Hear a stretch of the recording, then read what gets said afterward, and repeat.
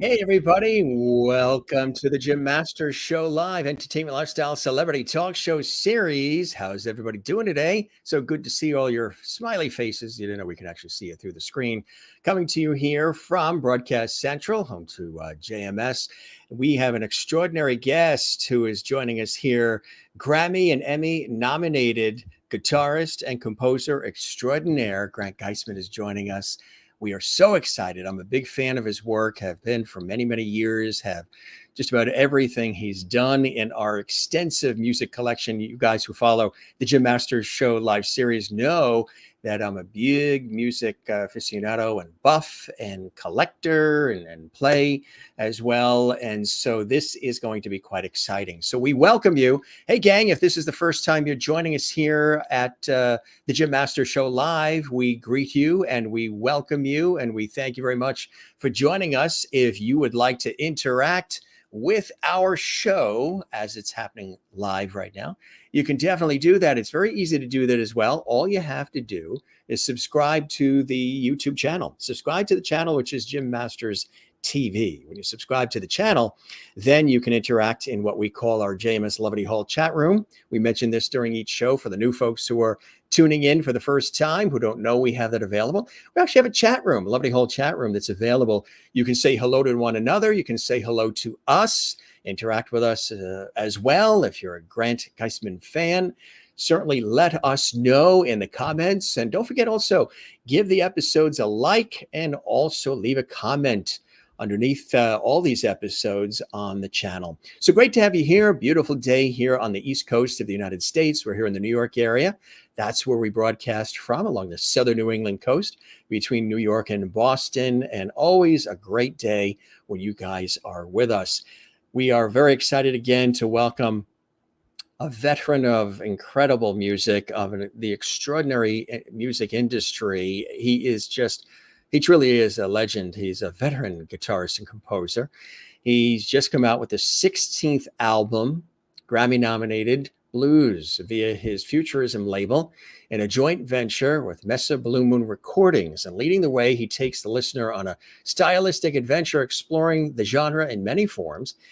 The album is called BLOOZ because it's his take on the blues. It's a fairly wide interpretation and not always traditional. The gospel-oriented Preach, featuring Randy Brecker, and the Latin-influenced Santana-inspired colors En Siete, featuring David Garfield, and so many more. We're going to talk about these here on the show. Even Tom Scott is on This and That. We're talking about some of the great folks that he's joined with here. Joe Bonamassa. Of course, I know him from many different PBS specials over the years as well. Everybody loves Joe and all these contemporaries that Grant has on this new album. We're going to talk about the album in just a second. But first, I want to let you know about our guests as a whole. And Grant has explored, the bluest territory, so really the bluest and the bluesy territory since his early days recording and touring with flugelhorn great Chuck Mangione. How many of you remember Feels So Good, the album? Yes. Do you remember the guitar solo in Feels So Good? I do. I have the album. I've got the cassette. I've got the CD. We've got the MP3s. We've got the whole thing. It was one of the great albums. Well, the guitar solo in the middle is Grant Geissman, our very special guest, doing that. I can even hear it in my head. And there they are right there. And the band, there's Chuck and Company. So if you know this song, this whole album is fantastic.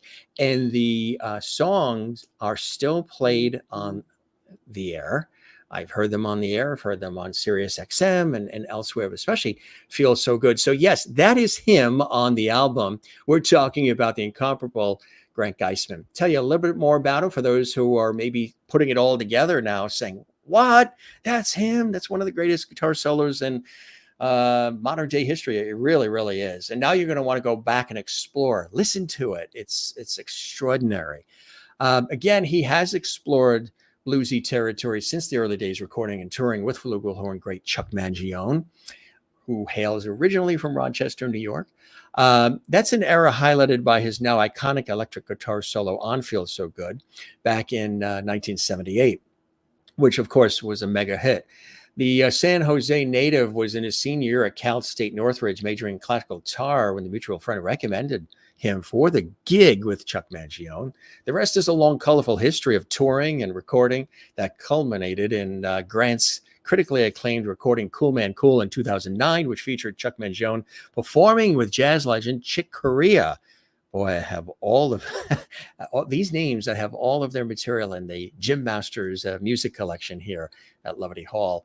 And of course, on Grant's composition, Chuck and Chick. Over the years, Grant lent his virtuosity to recordings by mainstream artists such as the incomparable Quincy Jones, Steve Tyrell, Burt Bacharach, Van Dyke Parks, Brian Wilson, Elvis Costello, Robbie Williams, Michael Feinstein, jazz talents like Lorraine Feather, Gordon Goodwin, and of course, incomparable David Benoit. I've had an opportunity to meet David Benoit and Dave Kaz at events, both terrific guys. And also, he's had an opportunity to be a part of recordings with his personal heroes, Ringo Starr and Klaus Voormann. He grew up a huge Beatles fan and contributing to Starr's Ringo-Rama album, Fulfilling a Lifelong Dream. And Grant also played on a recording documentary about the life of Voormann, the famed bassist, artist, and longtime member of the Beatles' Inner Circle. So yeah, he's been doing this for a long time. But even more, you guys know I'm a television person, right? You know I work in television and radio and all. Well, did you know that Grant is responsible for the scores, the theme songs to some of your favorite shows as well? Yes. Tell you a little bit about that. He's a veteran of numerous film and television scores.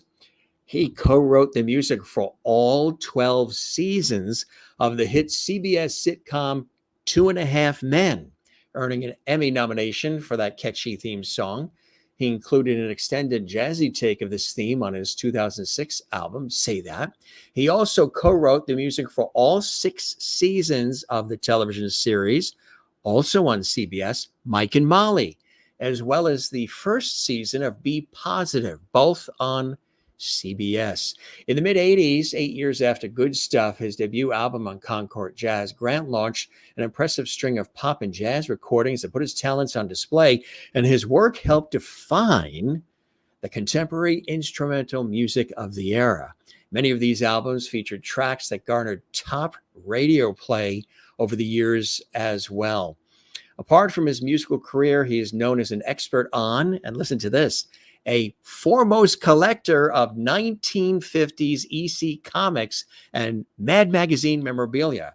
He is the Eisner Award-nominated author of 5 definitive books on the subjects, the most recent of which is The History of EC Comics, an oversized coffee table book published by Tashem in 2001, and his other books are Collectively Mad, Tales of Terror, The EC Companion, Foul Play, The Art and Artists of the Notorious 1950s EC Comics, and Feldstein, The Mad Life and Fantastic Art of All.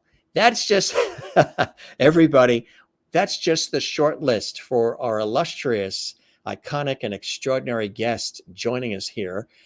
He's joining us from his home on the West Coast, and it really is a true privilege and a pleasure to have him here on the show. Let's welcome Grant Geissman to the Jim Masters Show Live series.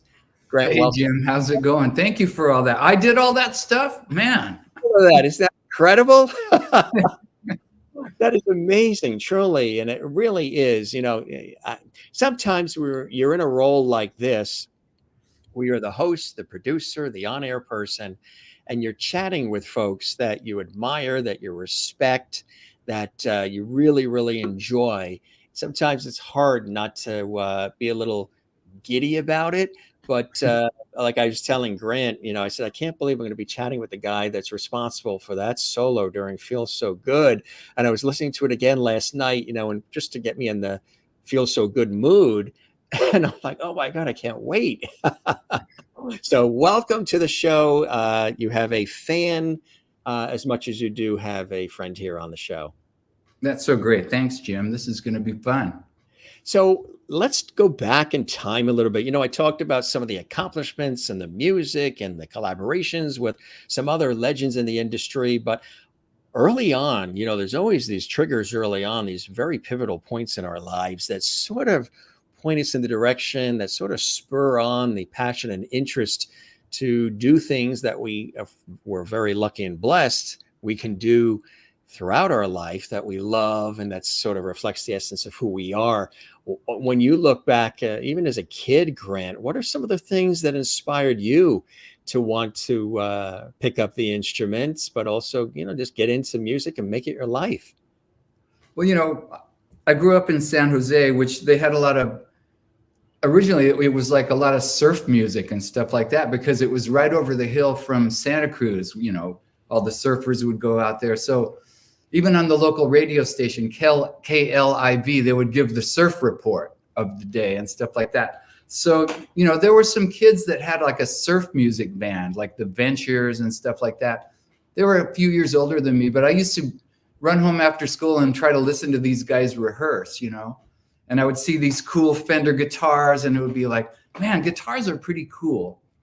And, you know, then a few years after that, when the Beatles came out, it was like, okay, that's it. I'm getting a guitar, you know.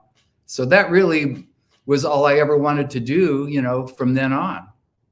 And one time I went to one of those, like in 8th grade, I think it was like a career day, you know, and I came home and I told my mom, you know, they talked about all this stuff, you know, you could be a doctor or a lawyer or, you know, whatever. And I was like, none of that stuff sounds good to me. And she goes, my mom goes, well, you like to play guitar. Why don't you just do that? And I was like, what? Wow. You can make money playing guitar? And she's like, yeah, you know, there's all kinds of stuff you could do. And I'm like, okay, I'm in. That's it. Isn't that cool? I mean, a lot of times you will have, you know, maybe the folks that will say, no, you know, it's not reliable, or even going into acting or you know, other areas of performance. It's not a steady job, you know, yeah. Right. It's a tough life and you always have to find gigs and you have to sort of, you know, work through it all. So do you remember the very first guitar that you got? Well, I literally bugged my parents for about 6 months. Get me a guitar, get me a guitar. And I'm sure they were holding off because they're like, he's going to outgrow this, you know, there'll be something else. But I kept bugging them. And actually, you know, it was a nice guitar. The first guitar under the Christmas tree in, gosh, it had to be, I guess it would have been December 1964, was this really nice Martin acoustic guitar that my mom paid for, I think, out of the grocery money. Wow. And so, I actually started with a really nice instrument. And then I wanted to, you know, learn electric guitar and whatever. So we traded that beautiful guitar in for this Mosrite guitar that the Ventures played, you know. And I played that for a little while. And then I noticed that the Beatles were playing Epiphone Casinos, and they had one at the music store that I went to. And I'm like, I want that. So we traded that Mosrite guitar in for the Epiphone Casino, which I still have, actually. It's a really nice instrument. That's incredible. You still have that, huh? Yeah. So did you join a band? Were you playing in band in school? How did it happen early? You know, just all of that stuff. honing you know, the craft. I took private lessons right away, but it was kind of like, you know, Alfred's Basic Guitar book, you know, Mary Had a Little Lamb. But it was kind of good because I was reading the notes. I knew how to read music, you know, from really when I started. And after, I don't know, 7 or 8 months with this teacher who was this really lovely lady called Mrs. Allen, I was like, I want to learn rock and roll. And she really couldn't do that. And so I found another teacher who's actually still a friend of mine. His name's Jeff Levin. He was teaching at a store called Moyer Music in the San Jose area. And he was in a band called People. People had a few hits. One of them was with a cover of the Zombies tune, I Love You. Oh, yeah. And, but they were a big local band. And Jeff, you know, if I went in and I said I wanted to learn Yesterday by the Beatles or Over, Under, Sideways, Down by the Yardbirds, he'd go, well, just bring the record in and we'll figure it out together. And that's what we do every week. So Jeff really, you know, pointed me in that direction of being able to play in garage bands and do all that kind of stuff. And I did all that kind of stuff, you know. That's incredible. What about, obviously songwriting as well, as far as, a passion? That came, a bit later. I had bands, I had went through various periods. There was my sort of Beatles period, and then later there was my Crosby, Stills and Nash period. I had a little band with 3 guys, and I played guitar, and we had 3-part harmony and stuff. And then I had my Chicago and Blood, Sweat and Tears period, where we had a horn band, and then through all of this, I was playing in like jazz band and stuff all through high school. And I forgot the original question, but that all led up to expanding my horizons a bit and kind of studying more jazzy stuff, playing in big bands in college and that kind of thing. So that sort of got the ball rolling for you. Did you always have this passion for jazz, or were you somebody who appreciated all elements of music? What sort of pointed you in the direction of jazz specifically, Grant? So I think Jeff Levin moved down to LA, with his band. They were doing records and stuff. People moved down to LA. And there was another teacher at Moyer Music and who did a lot of nightclub work. And he, so I segued over to taking lessons from him. And he's like, let me show you some jazz chords, and we'll learn some more jazzy tunes. And that was really the beginning of kind of like the split personality that I have, where I love jazz stuff and I also love like, rock and roll kind of stuff. So I did both, really all through high school and into college. What would you, when you look back at it all, there's so many different opportunities that come your way. What would you consider, Grant, one of the big door opening moments and opportunities for you in your career, where somebody noticed you or this opportunity came, or maybe you went and performed, at auditions or something? What was one of those key moments that, because that happened, other things came your way? I mean, there's a few doors that opened. One is, I moved down from San Jose to the LA area to study at Cal State Northridge. But really, the move was about getting down to where the music business was. Right. And the cool thing about Cal State Northridge is, for one, Gerald Wilson, who's a very well-known jazz composer, he had a big band, but he was also teaching a jazz class at Cal State Northridge, and he would scope out who the good players were, and he would ask, he would say, can you bring a band in and play like on Tuesday night for my jazz class? And so I did that a few times. And then he actually asked me to start playing with his big band. So, I did that playing, and that was amazing. And then also there's a jazz drummer called Louis Belson that would bring charts into the Northridge big band. And I ended up playing in his band as well. And then, there was all kinds of stuff going on at that time in LA, rehearsal bands and whatever. And that's how I got recommended to Chuck Mangione, just by playing for free in rehearsal bands down at the Union. So, you never know where the doors are going to be open for you. And I just got a call one day, picked up the phone, and it was Chuck Mangione on the other end. He goes, hi, I'm Chuck Mangione. I'm like, hi. And he goes, hey, I'm doing this gig at the Santa Monica Civic. And my buddy Bill Reichenbach recommended you. And do you want to do the rehearsal and then the gig, the next night? I'm like, yes, sir, I would. And so we did that, and he liked what I did. And he said, we have this little mini tour, like 4 or 5 more dates going up to the Pacific Northwest. Do you want to come on board and play those dates with my band and check it out? And I'm like, yes. And, one thing led to another, and I sort of waved goodbye to Cal State Northridge. And that's how I joined Chuck's band. Look at this shot we've got from the back of the actual album. And I remember this so well. And, Chuck looks as light as a feather. Yeah. What a great group of other talented folks that you had an opportunity to work with on that particular Chuck Mangione album, huh? And what an iconic album that has become. Feels so good. You know, it was a great band. Everybody were really great players. The rhythm section guys were all from LA, so we kind of had that LA sensibility. Yeah. The sax player, you know, Chris Badala Chuck knew him from Eastman School of Music, so a little more of a New York vibe there. But the truth is that band had an incredible chemistry. You know, Yes. we all played together really well. And it's one of those things I've kind of discovered this over the years. It either is or it isn't, you know. Yes. You can't you know, prefabricate that. It's either you have this chemistry or you don't, and you can't manufacture it. And that particular band just played really well together. And, you know, you can hear that on the Feel So Good album, because yes, Chuck basically there were very loose, sketchy tunes. You know, there were kind of chords and melodies, and Chuck had a kind of vague idea of how he wanted stuff to go. But we really threw our own ideas into that whole project. So, you know, he gave us very free rein, and that chemistry, you know, you can hear it all over that project. Did you ever, and did Chuck ever, and any of you guys have any inkling as to what would become of that particular album and your contributions to it, and how often it would be played, and how the music would also be used for a lot of other things in life?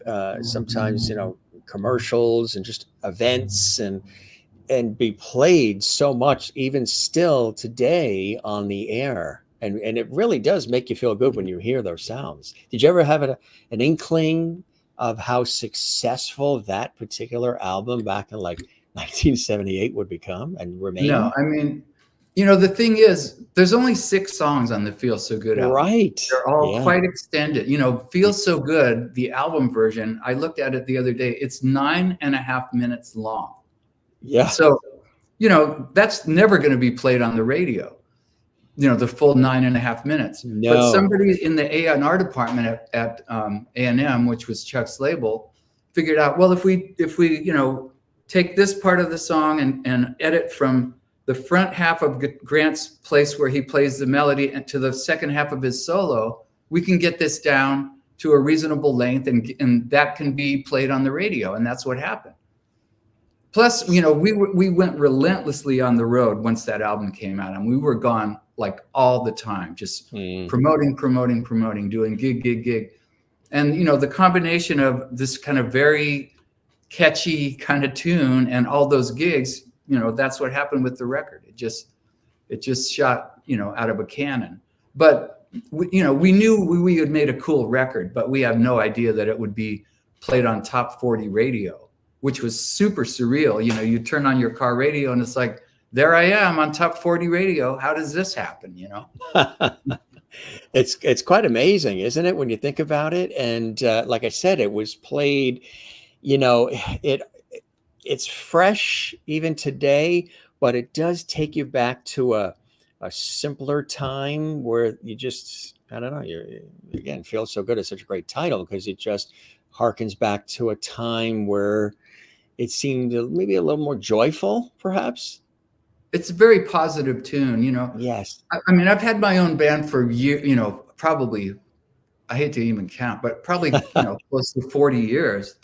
And until very recently, I've been reluctant to play that song with my own band because even though I played on it, I didn't write it. It's really, right. You know, and I just felt like, you know, Chuck was still around. Sometimes I would do gigs. I would play it with him, but I didn't want to do it in my own band. But, you know, more recently, Chuck's retired now and he's not playing.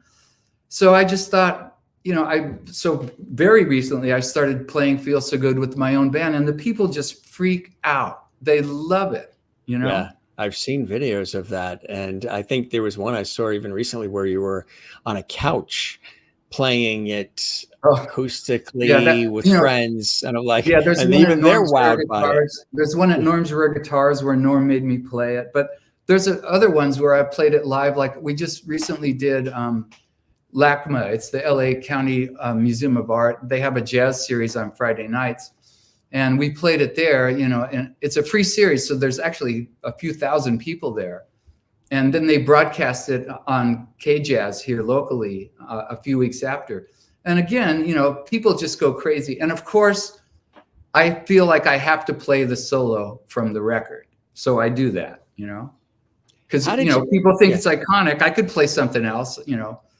Usually with Chuck, I would not play the solo from the record. Like back in the old days, I would just improvise a new thing because we were sort of, you know, we were basically a jazz-oriented band. So we didn't want to be like the Eagles and play stuff note for note every concert. Exactly right. Exactly. So sometimes I would play it, but mostly not. But, you know, lately it's like I'm playing the solo. It's all part of it and people want to hear it. With the solo, was that something where you were just following what was written, or did you have input into how that solo was going to turn out? Chuck didn't write any of that out. None of the solos were written out. What happened was we went in the studio on Feel So Good for, I don't know, 2 or 3 days and did demos of Feel So Good. Chuck just passed out the music and we would just try stuff. And what I played on the demo, the solo that I improvised on the demo, is probably, I don't know, maybe like 70% of what ended up on the final record. And then, so we did these demos and we all had cassettes of it. And then we went on the road for about 3 weeks and we were playing the tunes every night and then obsessively listening to the demos. And so really, you know, most of the solos, I just relearned what I played on the demo because by then it was like, that's how it should be. And then I just fixed up stuff I didn't like. So that solo is a combination of what I improvised on the demo and kind of what I composed before I took it back into the studio for the final version. So what happened from there? Did the phone start ringing more for you? Did it catapult? Like you said, you've been, you know, you had your own band and we're talking 40 plus years, but did that do anything, that song, that album? Was your phone ringing even more?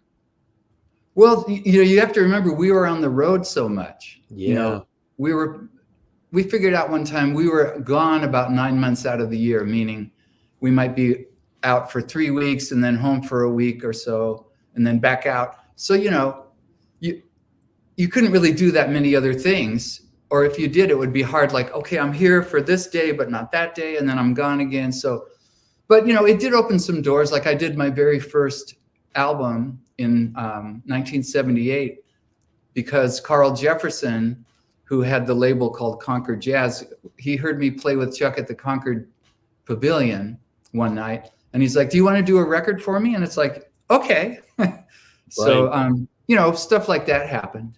But, you know, it in a way, I was gone for such a long time with Chuck. When I finally kind of went off the road and wanted to do other things like session work, it's not like the seas parted. Really, the seas close up when you're gone on the road. And then other people start doing some of the gigs that you might have done. And you have to come back and like reestablish yourself.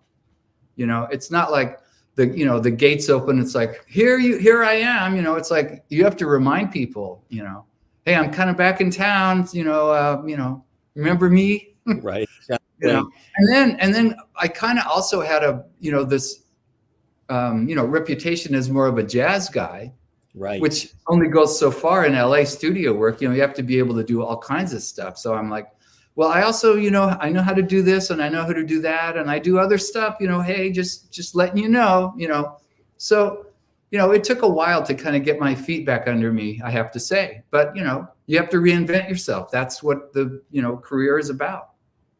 Do you enjoy and have you enjoyed over the years the session work?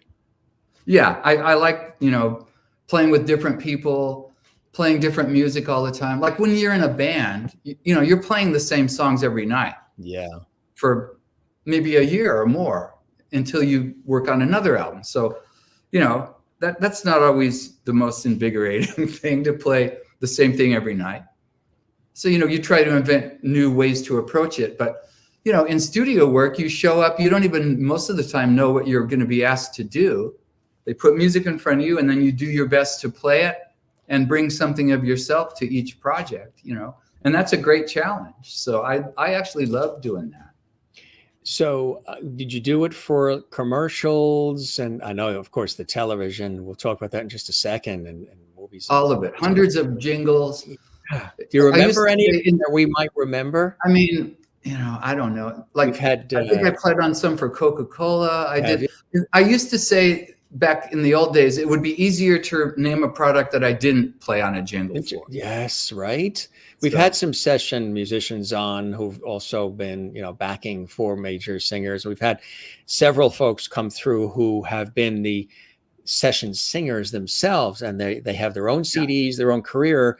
But during the heyday of jingles and, singing about vacuum cleaners and soda and everything had a jingle to it, cars, automobiles, right? How they were pounding it out, and also how it had to be perfection. Everything had to really sound melodic and sound friendly and approachable and warm, and everything just had to be exacting on so many different levels. And it has to be done quickly, because most jingle sessions are like an hour or an hour and a half at the most. So, they're only, minute spots or 30-second spots, but, you have to be in and out like in 1 hour. So it may surprise people that you just come in and there's the music, and then you have to suddenly interpret it and play it, without bring it to life. So actually jingles were fun because I miss jingles. It was impossible to get bored,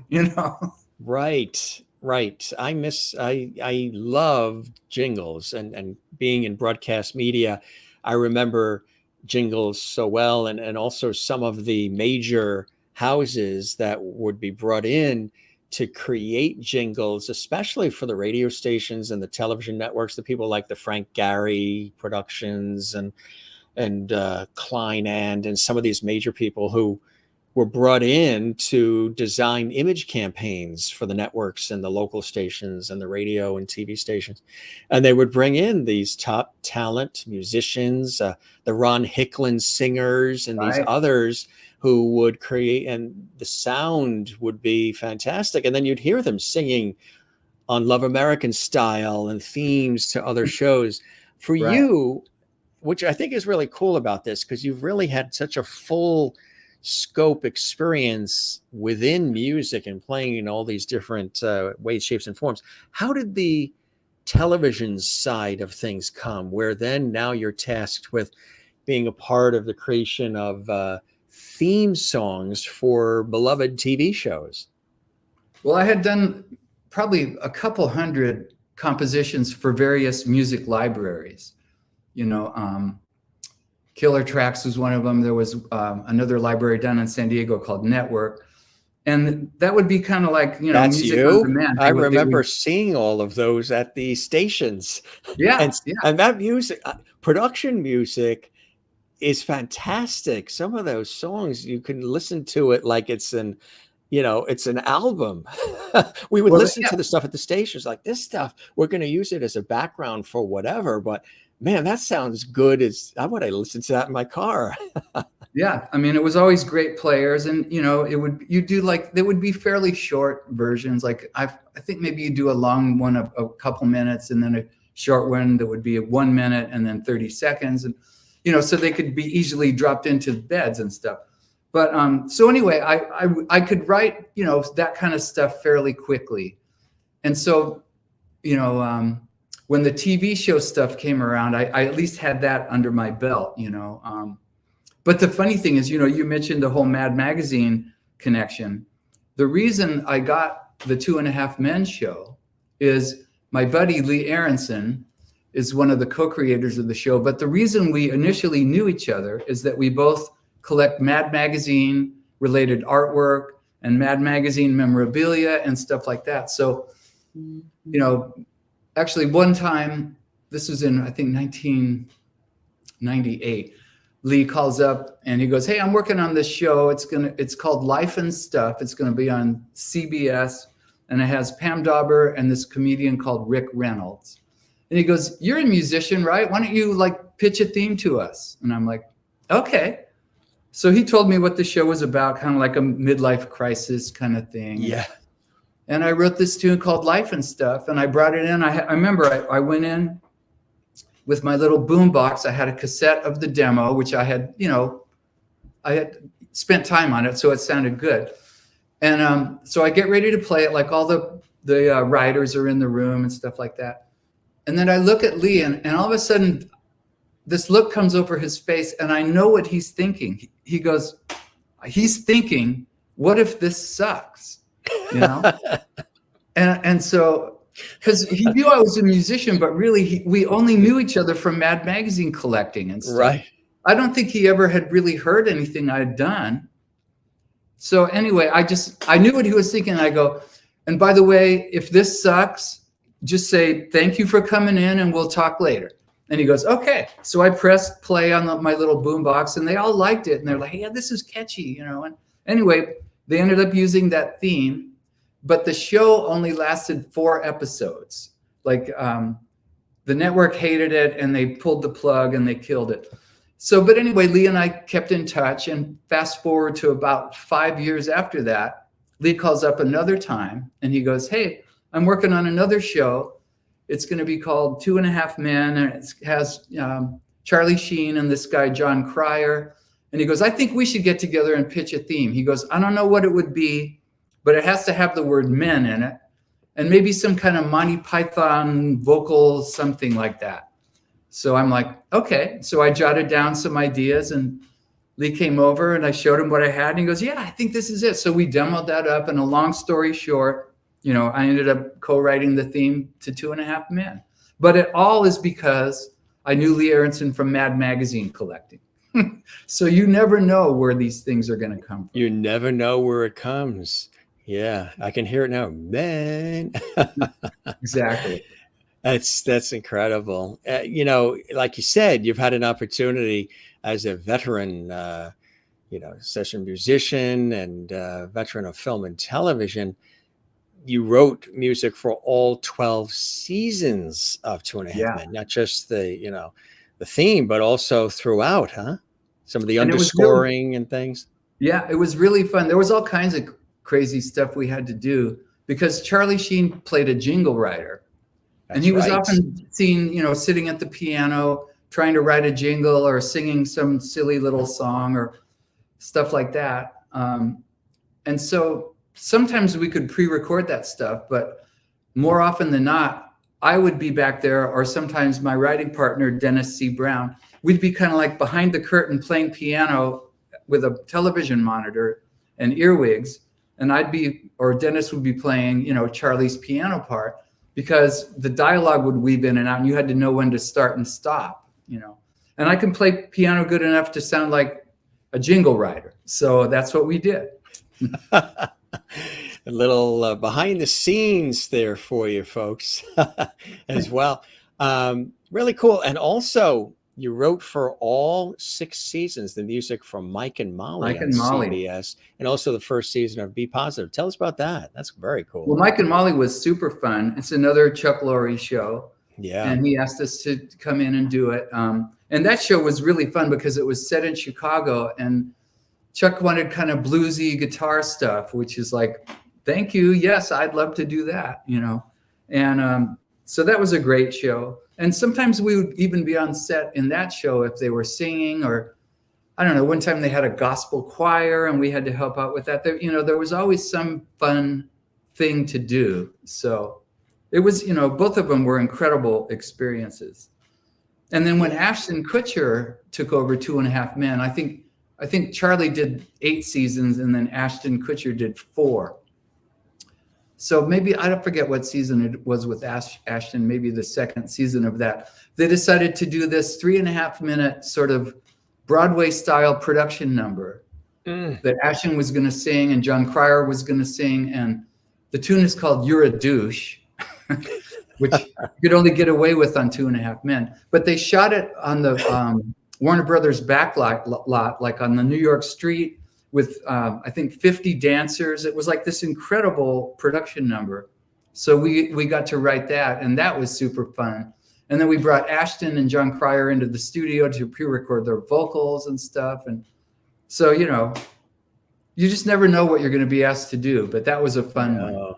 You also contributed to this And I forgot about it when I was pulling out, the material, CDs and everything for listening on my Onkyo receiver and my double cassette deck and Onkyo turntable and KLH speakers, which we still have. Nice. I dug this out and I'm like, that's right, Grant was on this. And that is this, the instrumental side of Bacharach, and you're on this. And I'm just pulling this up only because it's a fantastic album. Instrumental versions are Burt Bacharach's classics. How did you get involved with this? Well, I knew Burt, and I did some stuff with him. I used to play on his song demos for one thing, and then I did the tour. There's evidence of it right there. Yeah. There it is. Yeah, I did the tour with Burt and Elvis when they did the Painted from Memory album. I think it was about a 3-week tour, and we played New York and Chicago, Washington, D.C., L.A. And for folks watching, that's Burt Bacharach. We went to London. Hello. Yeah. Yeah, it was great. So anyway, I got asked to do this Burt Bacharach, the instrumental side album, but kind of because of my association. And so I kind of worked up some arrangements of Burt's stuff, and that's what that record is. So, really fantastic. And where was this again? This Elvis Costello and Burt Bacharach, right?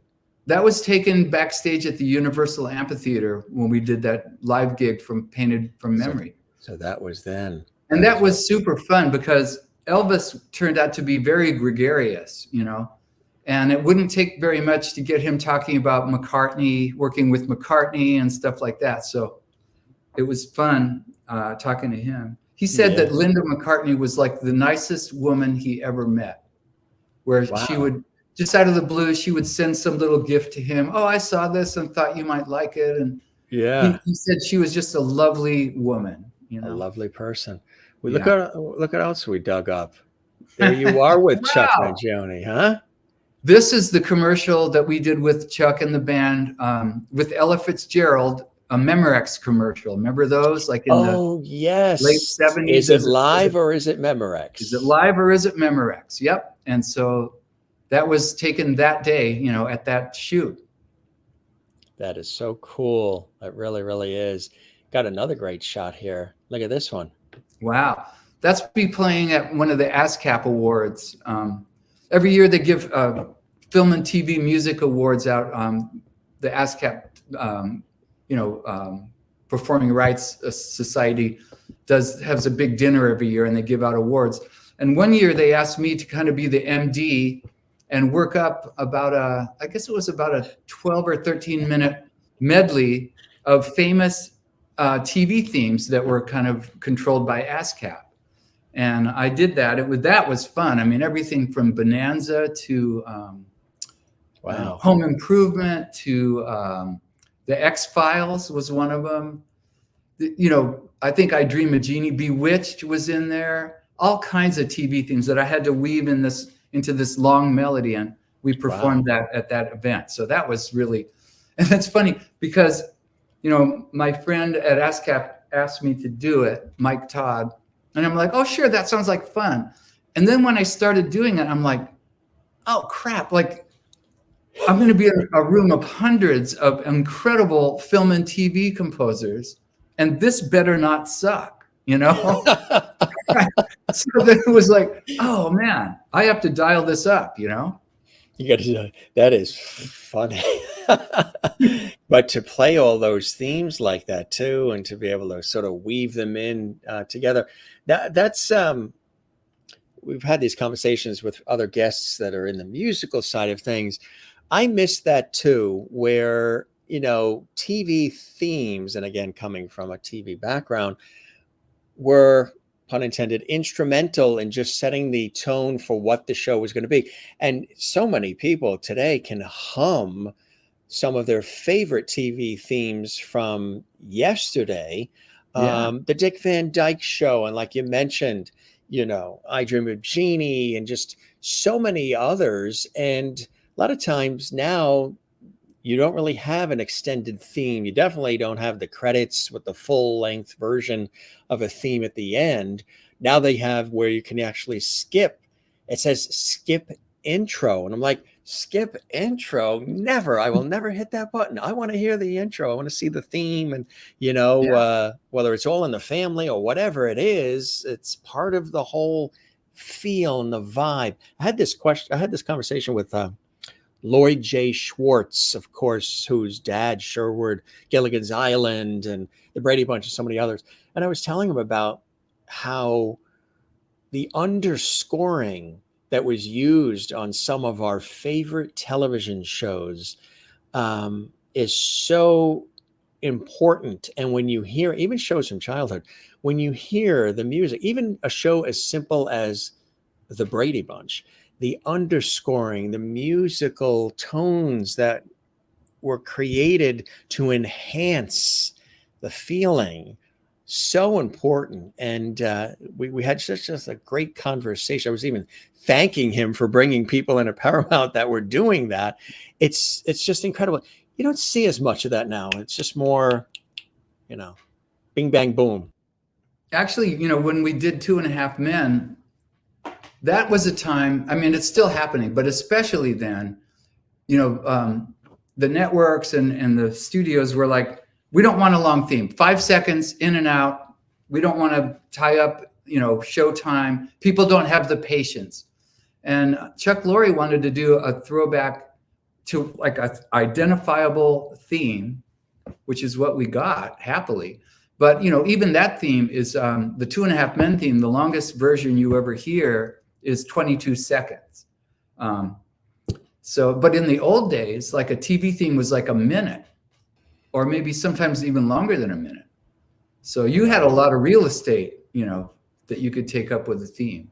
Exactly. But, right. Happily, so that helped to reverse this, trend of 5-second themes. Yeah. But, still some shows have super short themes, but it didn't, happily the somewhat longer form TV theme is not gone completely, In the 80s, you really launched an impressive string of pop and jazz recordings that were put on display, and people just fell in love with it, helping to really define this contemporary instrumental music, the sound of the era. And I love that music. I love vocal, but I really, really love instrumental. And jazz and smooth jazz I've always thoroughly enjoyed, and some new age. And believe it or not, you'll probably laugh, but even some of the easy instrumental, beautiful music format, the Percy Faiths and some of those incredible, the Henry Mancinis, and some of the Conniff. I mean, some of those conductors and arrangers, just to hear how they took a popular song of the day and used certain instruments to create maybe a softened version of what was heard on the radio of the day. I always found that fascinating. Whenever I would hear a song on the radio, I would then want to hear the instrumental treatment of it. It would be fascinating. Mm-hmm. Well, I played on some of David Benoit's very earliest albums, and it was kind of like, there used to be a thing called the Quiet Storm. That was kind of the first radio format that would play instrumental music. And then it kind of segued into this kind of wave format. But when it first started, I'm talking about maybe like, I don't know, 87 or something like that. It was actually, the format was cool because it was very wide. Like, the stuff they would play, they might play some more acoustic instrument oriented music, and then, or stuff with more like a band thing. And then, but as the years went on, the format just got narrower and narrower and narrower until finally, and I had some success, in that genre, as you mentioned. Like I had one album called Flying Colors that actually, in terms of airplay, went all the way up to number 1, like on the Gavin or Radio and Records charts, back in the day. But, as the format just kept getting more narrower and narrower as to what they would play, it kind of was like, this is not what I signed up for. Yeah. And I remember David Benoit saying at one point, he goes, we used to show the radio stations what to play, and now they tell us what to record. Right. And it was like, ooh. Right. And so then I was like, I'm out. Then it's just manufactured, factory sort of, right? It's like, and you can't tell one sax player for another, or from another, or one guitar player from another, because it's so, it's so restrictive as to what you could play. Yeah. So I was like, okay, I'm done making records for a while, and I kind of stopped. Yeah. And then I decided, I wanted to make another record, and was like, what do I want to do? And I started thinking back to like, the old Wes Montgomery records he did with Jimmy Smith and stuff like that. And like people like Horace Silver, where it was jazz, but there were still great melodies, but still a lot of improvisation and stuff like that. And I decided, I don't want to sign with a label, because they're going to tell me what to play, and they're going to say, well, we have to do this, we have to do that. And it's like, and happily the TV stuff was cranking along. So, I was able to start my own little label called Futurism.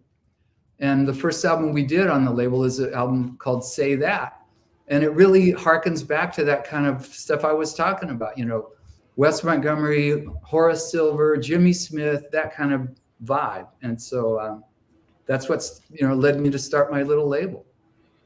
Isn't that great how'd you come up with the name? The name of Futurism. What? I was trying to think of a name, and I was actually looking at a bookstore in the art section, and there was this book that came up, and I saw the cover, and it said Futurism, which was an art movement. Right. And I think also an architectural movement. But anyway, it was like, that is a cool name for a record company. And so that's what I did. Very, very cool. We actually have some images here too of covers over the years. Look at this one. Yeah, this is artwork by my buddy Miles Thompson, who did amazing covers for 3 of my records. This is the album that has Chuck Mangione tune with Chuck and Chick, where Chick Corea and played on it as well. And that was a great tune to write, because, well, it started when we did the Feel So Good album. There was some talk way back when that Chuck and Chick Corea might do an album together, and that never happened. But that always kind of stuck in the back of my mind, and I thought, I wonder what that sounded like. So I set out to try to write a tune where the front half might sound like something Chuck Mangione would write, and the second half might sound like something Chick Corea might write. So I wrote that tune, Chuck and Chick, and then they both ended up playing on it, which was so cool. That's amazing. Here's another one we dug up in doing our crack research here. This is a cool one too. That's the first one, Say That. Yeah. I just love how he gives me, like, I don't know, 10, 12 fingers, all in a blur. And I love Miles's artwork. It's so great. Really, really incredible. There's another image. That's the one before that, an album called In With the Out Crowd. This tune, this album, they had a tune on there called Did I Save, which is a tune of mine. And it's the question you ask yourself when your computer crashes. Right. And that tune actually got quite a bit of airplay as well. And it was unusual because there was a pretty extended improvised guitar solo in it. But, for some reason, it kind of went through the cracks, and then they ended up playing it, even though the format was kind of getting more narrow. Yeah. You were also on, and I have this, and I actually found it, I think, at just a regular department store. They had it in the music section, and it was, you've done Christmas music as well, and it was Christmas in Yosemite. That's also available on Amazon, and you're in that as well. Yeah, those are things that I played on. There was a label. I think that label was called Orange Tree. Yes, Orange Tree Productions. And so they did a whole series of those albums, and they were actually made to be sold in the gift shops at Yosemite and various national parks, which was kind of a great idea. So they had pretty good success for a long time doing that. And a really nice sound. It's beautiful. Most of the albums were arranged by a piano player friend of mine, Tim Hines, who actually worked on about half of the In With the Out Crowd record that you showed a minute ago. Mm-hmm. But Tim is a really great arranger, and it has a beautiful sound on the acoustic piano. So, you know, these would be kind of, I guess you'd call them atmospheric kind of records, you know, a lot of acoustic instruments, and they're actually quite beautiful, you know, but they sort of come up on like Spotify as if they were my own records, and they're really not. Yeah, yeah, your name will come on in bold font. Yeah. So it's my record if my name is on the front. On the front, exactly. If my name's not on the front, it's not really my record. He's Do you like touring? Do you like being on stage? Do you like being out there and performing, Grant? I love performing. You know, I've been playing a lot more live gigs lately. This is me playing playing this Flying V, which I love to play because it's got a great kind of rock and roll, you know, kind of growl to it. That picture right there is a gig we did. It was the album release party for the BLOOZ album, which is spelled BLOOZ, by the way. Yes. Anyway, we did an album release party here in North Hollywood at the El Portal Theater, which is this beautiful old movie theater that they kind of, refurbished, and now it's a performance space. So that was a super fun night. And again, we were very lucky to get a Grammy nomination, my first ever, by the way. That's incredible. For that BLOOZ album. Yes, and you know you've got so many incredible people too involved. Tell us about it? And congratulations, because this is sort of fresh for our audience. It was released back in 2022, but still obviously it's fresh. What was the inspiration for BLOOZ for this album? And congratulations on the nomination. Yeah. Thank you. Well, it's spelled blues. Not because I don't know how to spell blues, right. but because everything is bluesy in some way. I kind of wanted to do a record that was sort of my version of the blues, which is, can be very wide interpretation. And that's what we did.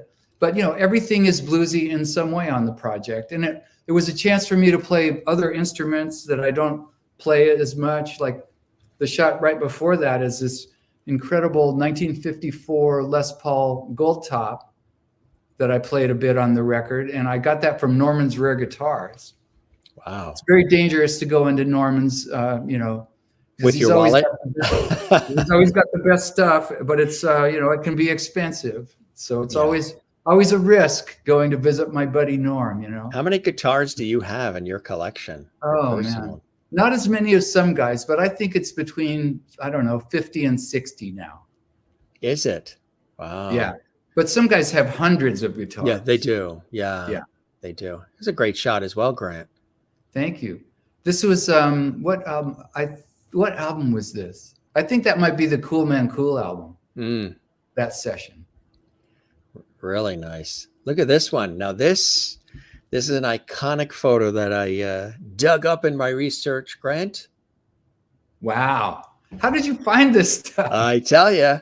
This is me in high school. I think a junior in high school. There was a talent show. I had a kind of a duo thing with a buddy of mine named Jack Collins, who I'm still friends with. So we used to play and sing together. And this was taken at this, junior in high school talent show. How cool is that? I still have that guitar. That guitar is the guitar I used on Feel So Good, by the way. That is the guitar, huh? Yeah, I got that in high school and I still have it. Wow, that's amazing. And there's this too, which is very cool. I love this picture. This is the shot from the album release party at the El Portal Theater. And they had this incredible LED screen behind us. So I pulled a bunch of images from my album, all the Miles Thompson artwork, and kind of tailored them to each of the songs. And they had a guy, up in the booth advancing the slides every time. So it was really, I never wanted to do a gig again without having that LED screen behind us. But of course, it's not practical. But it was really amazing to have that. do you like having the sort of the images behind you as you are, performing? It brings in a different sort of feel, doesn't it? 100%. That's what I mean, where, I didn't want to do a gig without it because it was so important to the show. Yeah, absolutely right. Yeah, You can see in the picture, though, that little round thing kind of in front of my guitar amp. That's a banjo. And that on the Say That album, I wanted to write a song. That's my grandfather's banjo that I inherited. We used to play together when I was like in, high school. And even before that, when I was just learning, we'd go over to Sunday dinner at my grandparents, and he'd get out his banjo and I'd get out the guitar, and we'd kind of play tunes like Bye Bye Blackbird and stuff like that was from his era.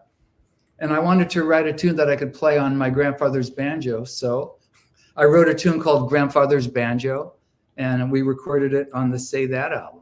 So that's so cool. That's really when I was cool. recording it, I had to really not think about it too much, or I would have lost it, because there I am recording a song that I wrote on my grandfather's banjo. And I loved him so much. So I had to I can't think about that. I just have to play, He was a big influence in your life? Yeah. He was an amateur banjo player. He used to have little bands like in the 20s and 30s, but just really, amateur players really. And he wasn't a virtuoso by any stretch of the imagination. Frank Burgess was his name. But he just loved music so much. Like, he had such a passion for it. And he would just have the best time when I'd go over and he'd play banjo and I'd play guitar. And so I think a lot of that, infectiousness with regard to music rubbed off on me. Just what a happy experience music is and really should be, It really is. When you're playing, are you in a zone? You're present, but yet are you sort of floating? What happens to you? I ask that sometimes of other performers in other genres, like when they're acting on stage or whatever, they're taking on a role. Are they, sort of in a zone? Are you in a zone? Yeah, I think, on the best nights, you do get in this zone, and you don't necessarily know what's going to come out apart from the regular melodies. But, if you're improvising something, you bob and weave, and sometimes it's this real magic thing. And obviously there's a catharsis when you play live with other people, but yeah, there's a magic to live playing. And of course also the interaction with the audience, like having the audience react to what you're doing. It's like that'll kick you up a few other notches. Absolutely. Yeah, playing off the energy of the audience is 100%. Yeah, is crucial. Here's another great shot. Yeah, this is where we shot this little video for the tune "Preach" on the blues album, and I brought 4 or 5 different guitars, and the idea was every time they cut to me, I'd be playing a different guitar just for some visual interest. And you can go find that video on YouTube. So that's great. I really like it. Yeah, that's a great one too. Yeah, and then we had Randy Brecker, play along with it. So there's a video. We can cut to Randy Brecker at various points too. And also the organ player, Jim Cox. I think we cut to him sometimes as well. So that was a really fun video to make. This is during the session of the blues album. I'm actually wearing a Norman's Rare Guitars t-shirt. Are you really? And then the little lettering there says, "Try to find another one." And it looks like you're multitasking as far as instruments. I'm just standing next to the piano because the light was cool there. The light was good there. Somebody asked, one of the viewers, and we thank everybody who's watching and commenting live during the show, all of our lovelies watching from around the world. How many different instruments do you play?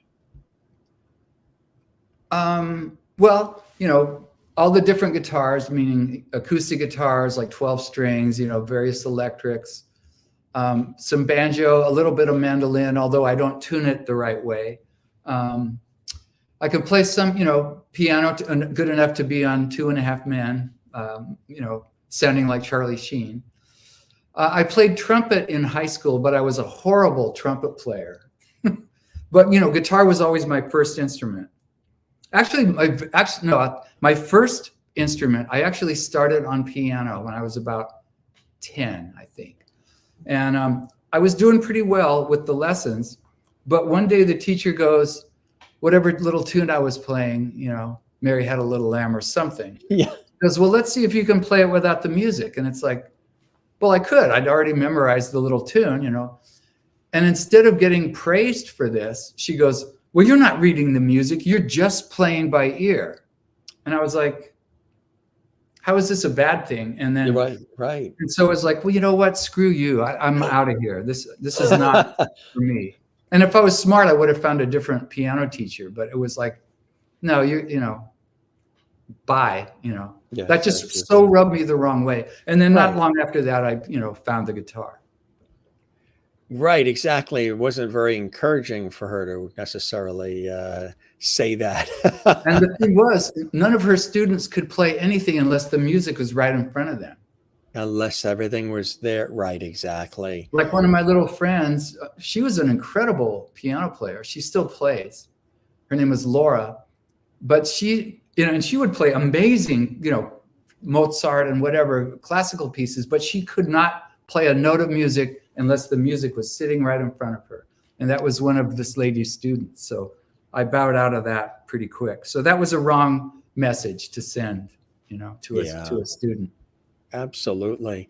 Similar to sometimes, when you have an actor or actress who is used to and dependent on the words that are written, the scripts, the role they're playing, and memorizing the script and knowing the script well, and then throwing them out. Because I've worked with a few who are very classically trained actors and actresses, and we've been in situations on television or wherever, and I've done acting and all, but I'm a television, radio broadcaster, and a lot of times there's ad-libbing involved. There's get out there, the equipment isn't working. You got to stay on air and keep going. And sometimes that, if they don't have those words written in front of them, they're used to taking on the persona of somebody else.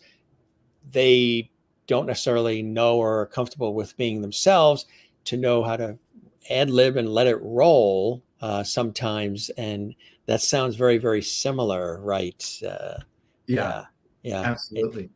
So the album itself, and again, congratulations. What could people expect in terms of what was it you wanted to present with this, as far as songs and sound and a fresh take on things for you with all this prolific material you have out there that you've been a part of all these years, Grant? Well, one thing, and probably the main thing, is I'm a melody guy. Yes, you are. First and foremost. So I think it's why I gravitate to your work. Yeah, I love melody. Well, thanks. So I wanted to write tunes that were memorable, bluesy, but still that have recognizable melodies. This album is probably the most guitar-oriented album I've ever done. There's Randy Brecker on a tune, Tom Scott's on a couple of tunes, but apart from that, there's no other horn players. But again, everything is quite melodic. There's one tune, Carlos En Siete, which literally means Carlos in 7.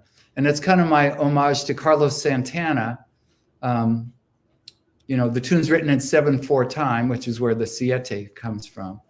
And I tried to kind of channel the Carlos Santana sound and that vibe, but in 7/4. And that's the tune David Garfield, the keyboard player, plays on. So that's a fun one. This is a great cover, this album. You have great covers. I've always been interested in graphics. I'm sure that's comes from, my interest in comic books and Mad magazines, the artists and stuff like that. And I've been sad since, they don't have full-size record jackets anymore, because I came up in the time where you'd put the record on and then sit there looking at the liner notes and the liner notes, the photographs and whatever they provided on any given record. Right. So I'm trying to kind of carry that forward a bit, where I usually have some kind of liner notes, session photos, try to do interesting graphics on the cover, And even though it's not the full 12-inch size, at least it's not, you know, just an MP3 on a computer. So right. And to get this experience, you kind of have to buy the actual CD. Although my joke lately is, you know, we're giving out a free CD player with every CD sold. Right. So a lot of people don't even have CD players anymore, you know. We still have the CD players and the boom box, and we have the double cassette decks and portable cassette decks, and like I said, the Onkyo turntable and the receiver and the big speakers, because I love music. And I've had this conversation with folks. I really love music as opposed to having it like shoved in my ear. I really like it surrounding and enveloping me. Yeah. So I like it bouncing off the walls. I love when maybe even the stereo system is in another room and the music's coming through into the room that I'm in. And I mentioned this to a couple of other guests in the musical world, and they're like, we get this, we understand what you're talking about. And that is sometimes, as opposed to the music coming at me, speakers at me, I really love when it's behind me and coming sort of over me, sweeping over and enveloping me from behind, as opposed to just right there in your face. Something about, especially when it is like instrumental or even choral, the melodic warmth coming from behind and sort of just coming in and around like a pillow or something. It's kind of inside. It's inside your environment as opposed to being like right in your ear, shoved in. Right, exactly, right. And I think, you know, I've played material for folks on speakers, and they're like, "Wow, what a great sound! It's warm, it's full." It, you know, the Onkyo receiver, you can put it on the volume, the big round volume knob, not push button, but the round knob. You put it on 3 and it can take the roof off the house. Yeah. I mean, there's, you know, in the old days, there was something satisfying about having to get a record out of its sleeve. You go put it on the turntable, you know, you put the needle down in just the right spot. You hear that satisfying kind of clunk when the needle goes in the groove, you know. It was like you had to make that happen. It wasn't, you just didn't just press a button and it came out, you know. It was something interactive about it. And then to hear the other side of the record, you had to go physically get up and turn the record over and decide, I want to hear side 2 now and stuff. That was something pretty cool about that. Yeah, where it wasn't so disposable, you know, like you had to interact with it. But, you know, I'm showing my age, I'm sure. Not at all. Not at all. That's funny. I also wanted to show, you know, we mentioned the comic, the EC Comics and all, and we do have this cool photo we dug up here. Look at this. Yeah, this is a piece I wrote for last year's comic book price guide. It's called the Overstreet Comic Book Price Guide. And they asked me to, you know, write this piece based on my other books that I've written and whatever. So talking about William M. Gaines, who was the publisher both of the EC Comics and also of Mad Magazine. And Bill was just a, you know, remarkable man, quite a character. And I did get to know him, you know, kind of towards the end of his life. So that was, if I had told my 8-year-old self, you know, that started reading Mad in 1961, that you would someday write this piece and know Bill Gaines and get to meet many of the Mad Magazine artists, that would have just totally blown my little mind, you know? That would have blown your mind for sure. Absolutely. Hey, look at this other photo we have here. Josh Smith, Joe Bonamassa. This was, I went over, that's Josh Smith there on the left. Joe, of course, is in the center. And I went over to Josh Smith's studio and recorded both Josh on guitar. This is for the tune called, it's on the blues album called 1G and 2Js, which sounds vaguely gangster or drug related somehow, but really it's just our initials. Yeah. Anyway, this is at Josh Smith's studio, and we were recording Josh's guitars, and also we brought in Joe to do his part. And it's a cool tune because it's kind of a Bo Diddley influenced tune with the melody harmonized for 3 guitars. And That's incredible. It was just such an incredible honor to have Josh and Joe, be willing to play on this project with me. So. And Joe Bonamassa's star has risen extensively too. I don't know how many PBS specials he ends up having, but I've been in those studios, as a host during some of those specials, and the response to him is also extraordinary. Yeah, he's a phenomenal player. There's very, very talented. You grew up a huge Beatles fan and were even a part of Ringo Rama, which I think is incredible. Tell us about that, contributing to Ringo Starr's Ringo Rama album.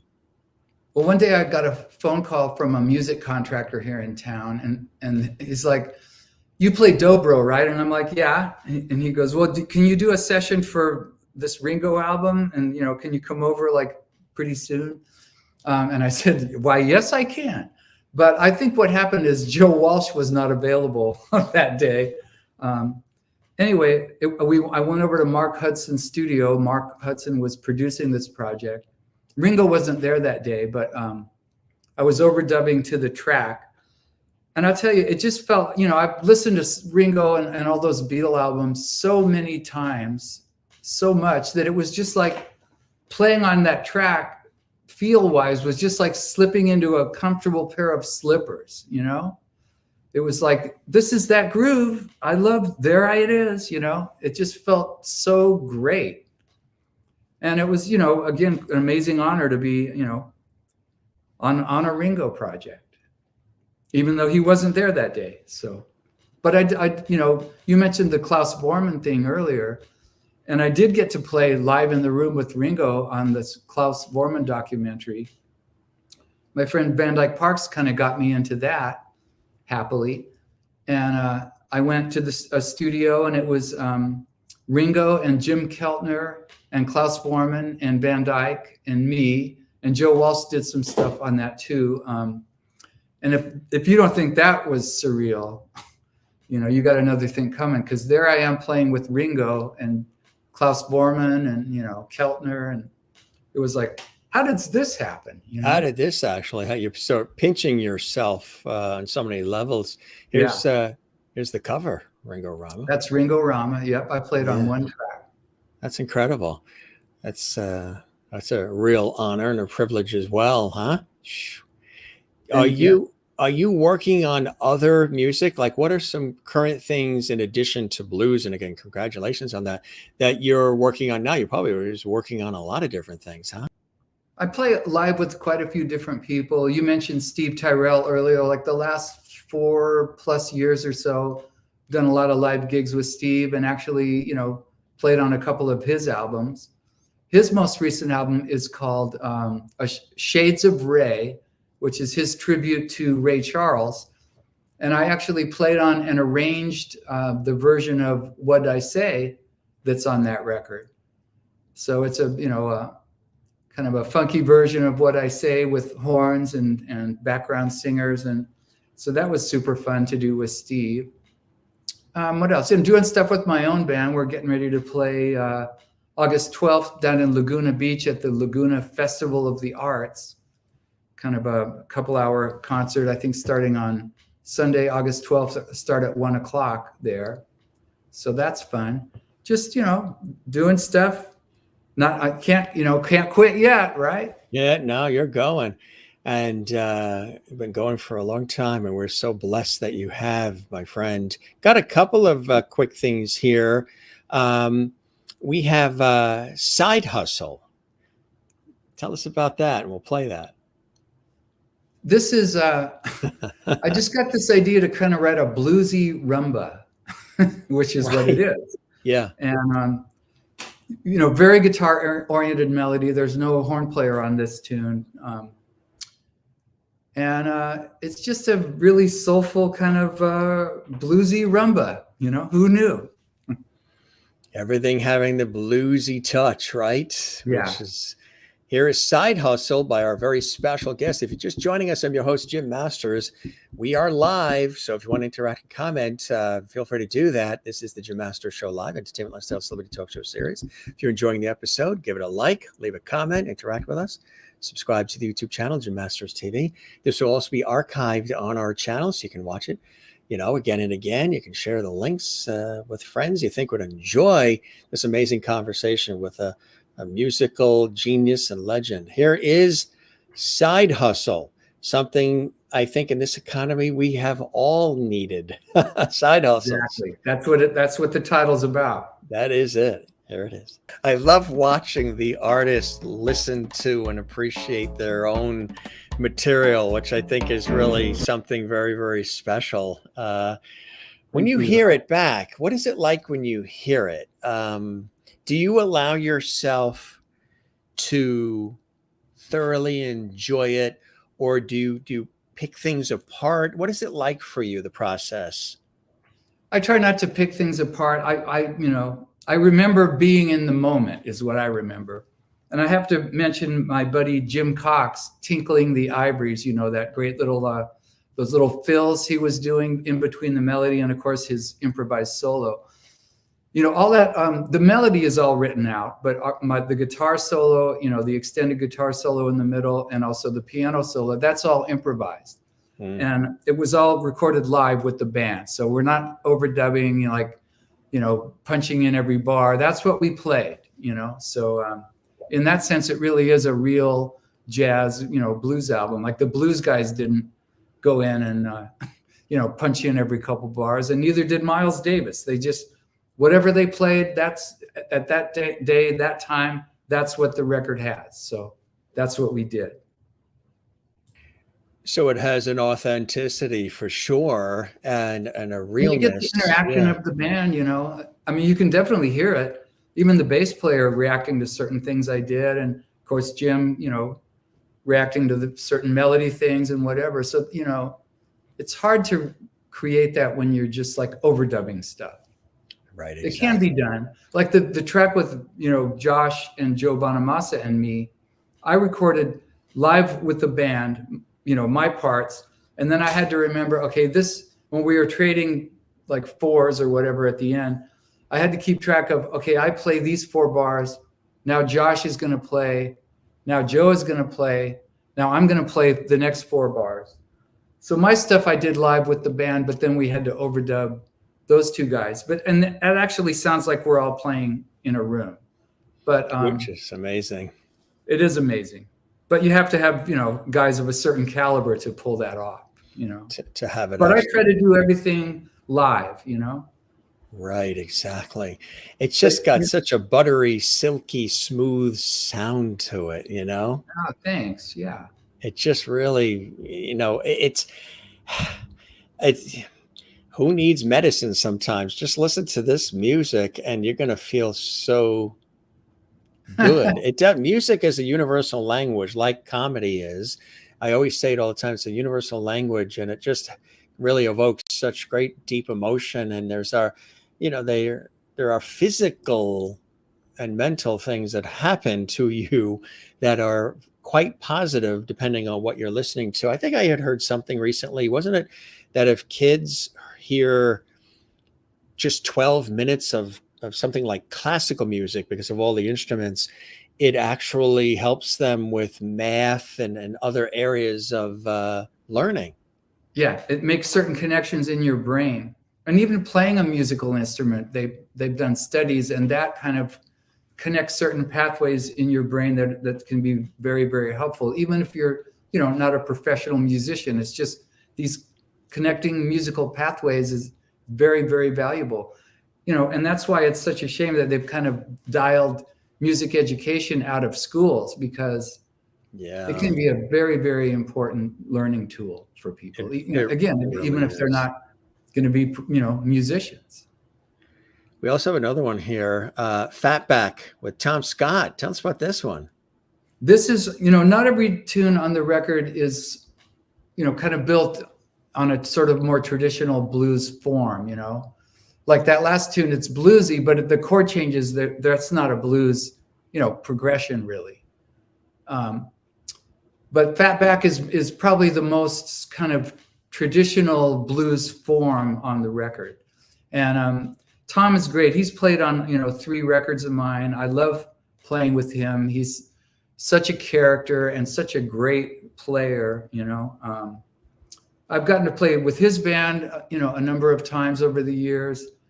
And he actually has sat in with my band a couple times more recently live, so it's always a treat to have him. He's kind of a bigger than life kind of character. But anyway, this features Tom and I playing the melody. And then I think there's I take the first solo. I forget. I think there might be a B3 organ solo, Jim Cox. Oh no, it's a Wurlitzer piano solo. How'd you come up with the name? The Fatback? Okay. Well, it's not what some people might refer to as a fatback. It's not a body part or anything like that. It has to do with the groove itself, a fatback groove, kind of a laid back, not too fast, funky kind of groove. That's what a fatback groove is. And that's what this tune is. Very nice. Let's listen to it now, gang, with our incredible guest, Grant Geissman, and Tom Scott here as well, another music icon. They would think you and I were bobbleheads. There it is. It just sounds so good, when you hear it. Yeah, coming back again.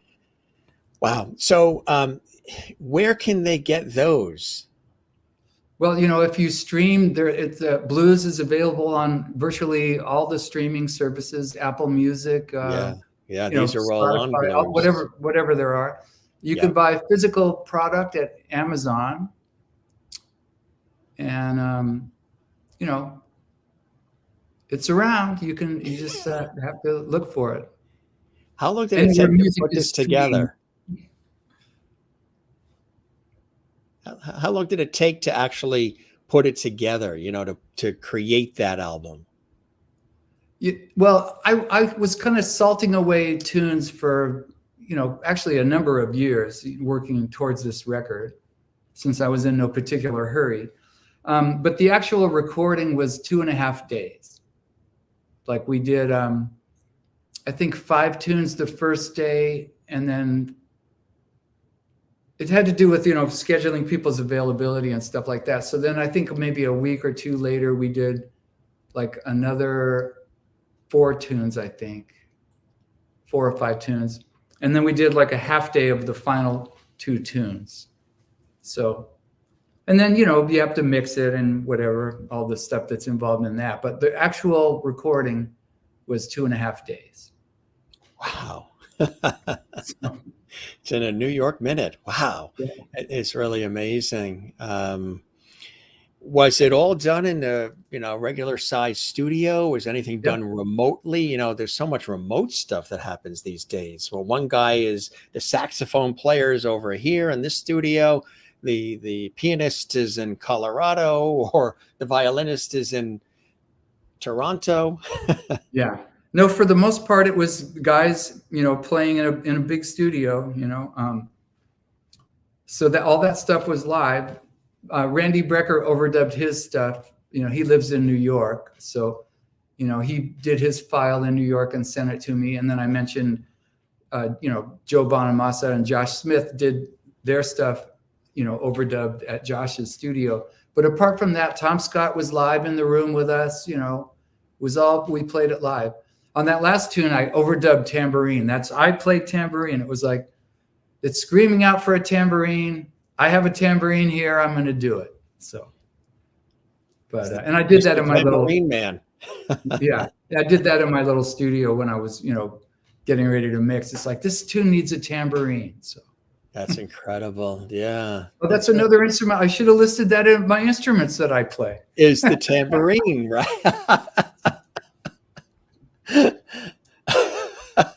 Do you play the guiro? I guess I could. It wouldn't be a specialty, but I was going to say, I remember learning. I can play shaker. I can play little percussion instruments and stuff. Yeah. Or if you were Sammy Davis, you could just do it verbally. I know. Yeah, he was amazing. He really was. Are there who's some of the folks that you've always admired that have always, been really connected with you in terms of your heart and soul? Some of the other folks in the industry. I mean, it would be going back, in terms of the more rock and roll players, like us, fell in love with the Beatles. But then after that, Eric Clapton, like the Eric Clapton Cream days, I love Buffalo Springfield. I loved Crosby, Stills, and Nash. And I still think Steve Stills doesn't get enough credit as a guitar player. The stuff that he created, and the way he plays actually was a pretty big influence on me as well. And he, kind of rarely gets the credit he deserves, in my opinion. Then, there's like B.B. King and Jimmy Smith. If I had to pick, if they had a gun in my head and I had to pick, you could only sound like one guy in the whole world, who would that be?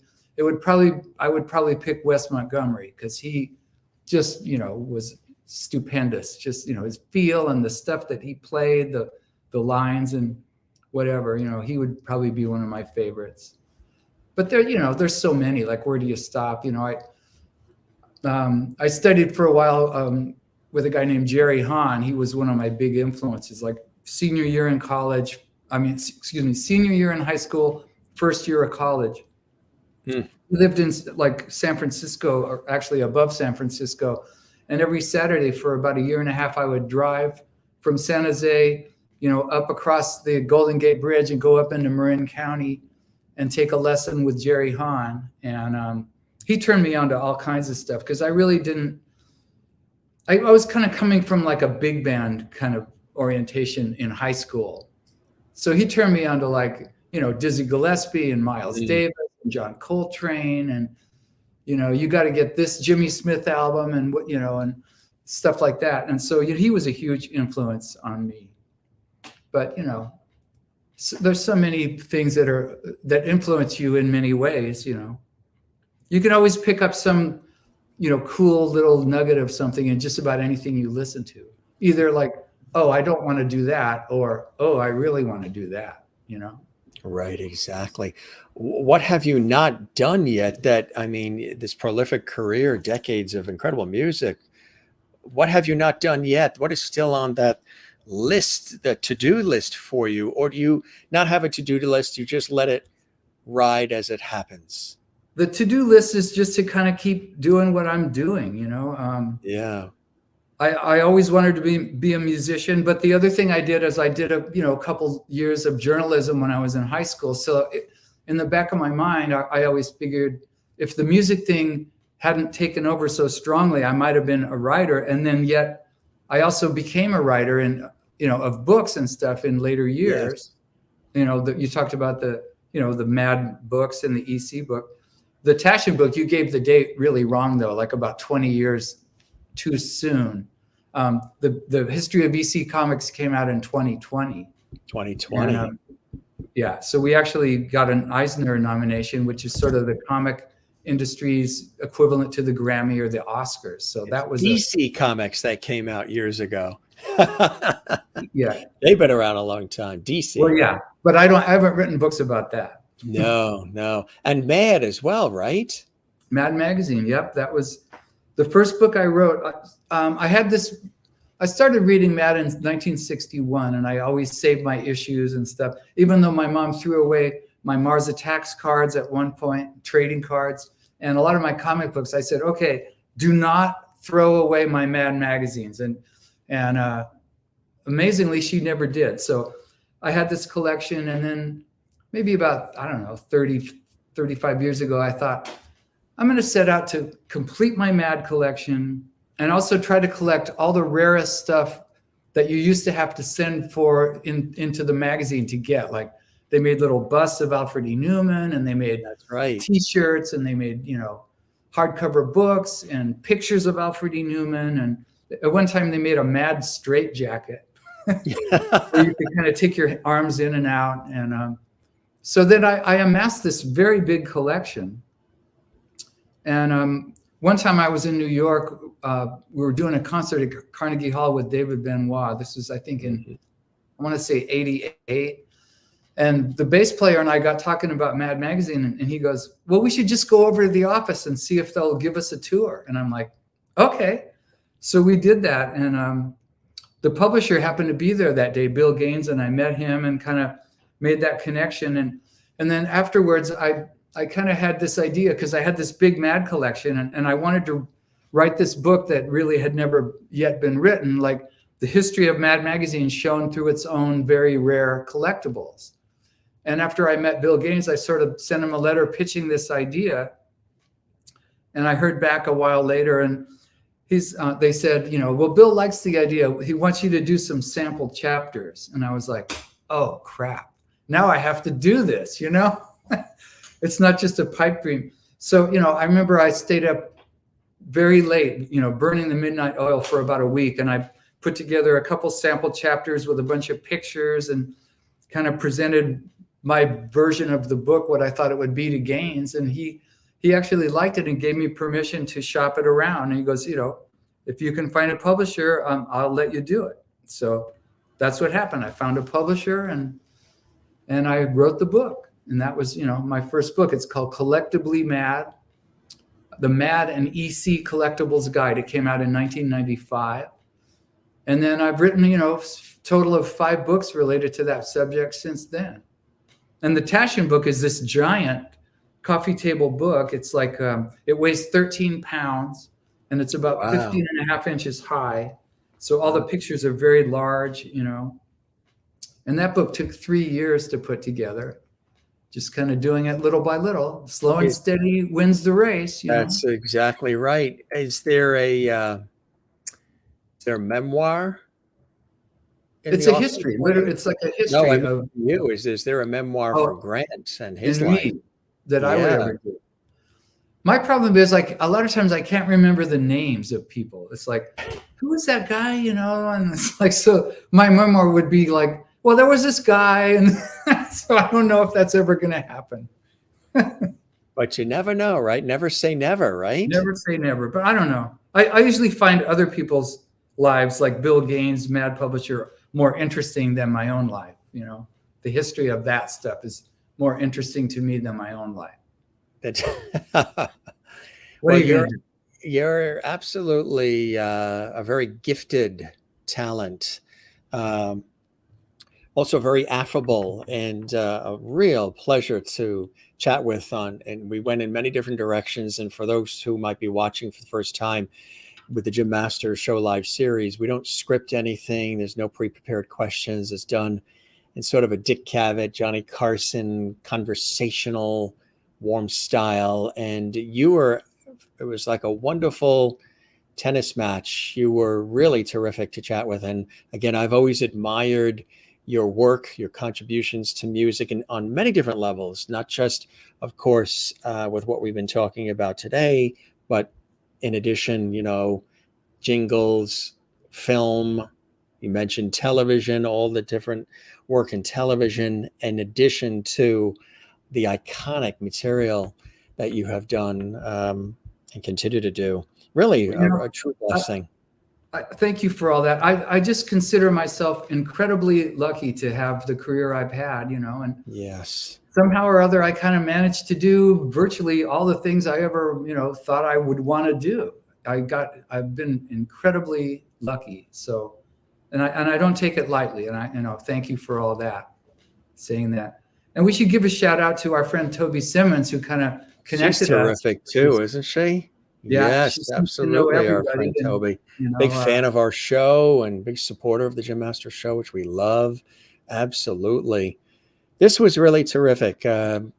Praising, of course, the music, but celebrating the new music that's available. And again, congratulations. Now, folks, if you're learning about him for the first time, even though he's been doing this a long time, you can see why. Grammy, Emmy-nominated, award-winning, just really, really a super talent. And this is the album we've been talking about, Blues. You can get it at Amazon. You can get it at all the places where music is available. And Grant's own website, too, to keep abreast of incredible things he's working on and cool topics right there, grantgeissman.com.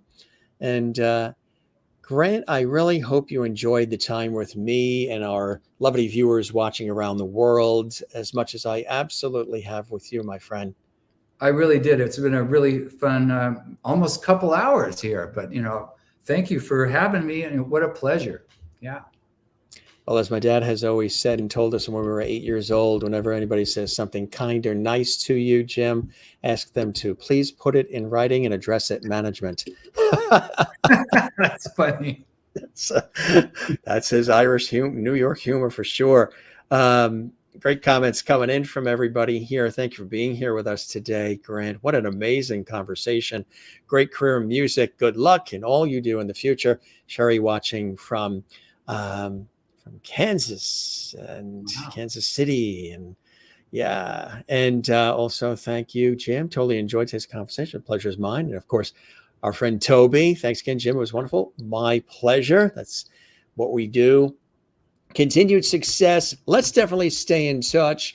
Again, I've always admired your work, and I'm glad I have an opportunity to say that live here, in front of an international audience on my show here. It was really, this was a day maker for me, Grant. So thanks so much for all the time and attention. That's so nice. Thank you. Thank you so much. That's really, very generous of you to say that. Thanks. You are very welcome to some of these other names you mentioned, other folks that would like to pop on, spread the word about our show. They're all welcome to join us. And, we chat for however long. We can chat for a half hour, 20 minutes, 2 hours.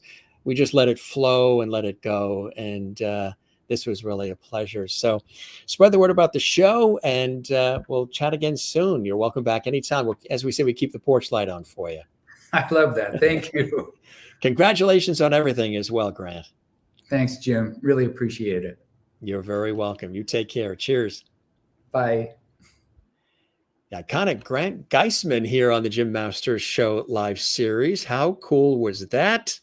Yeah, he is a music legend on many different levels and responsible for so much music, but also a part of the fabric of the music scene for, decades. And wow.